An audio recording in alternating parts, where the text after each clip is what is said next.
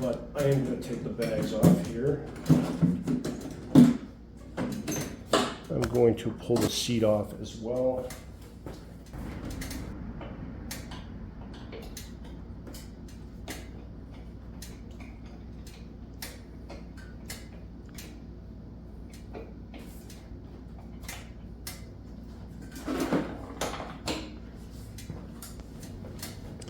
I'm gonna have to figure out how to get this this tank off of here, and unfortunately it looks like I do have the crossover tube on there, so I'm gonna have to plug those up. So stand by. Next thing's next. I've got to take the tank off, and I'm going to remove this line right here and block that, and then put a cap on the pipe coming out of the tank. So that's the crossover.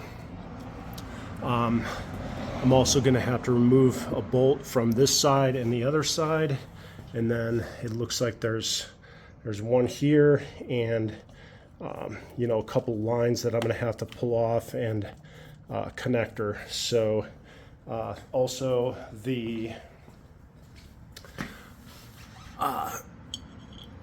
this guy is going to have to come off, so that's an easy deal. Just push this up and pull down on the fuel line, so that's good to go. So let me get the rest of it. Okay, so for this fuel line I have to loosen up this clamp. I am going to clamp it off with a vice grips when I remove it, and then I'm going to stick a bolt in the end of it. And then the other thing is I've got this rubber grommet that I can put on the tube that's coming out of the tank. That usually works for me.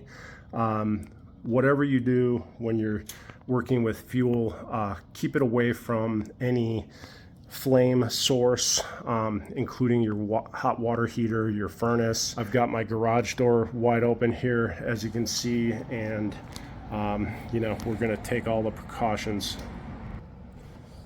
Okay, last one was up on top right here. That's also a 1/2 inch. And now looks like we've got some lines here.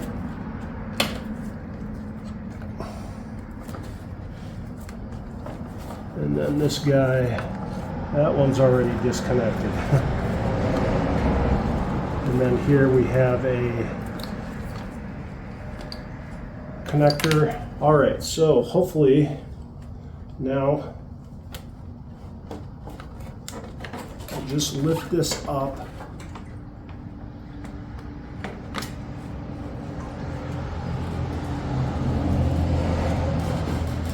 And I am going to have to get that vice grip through there.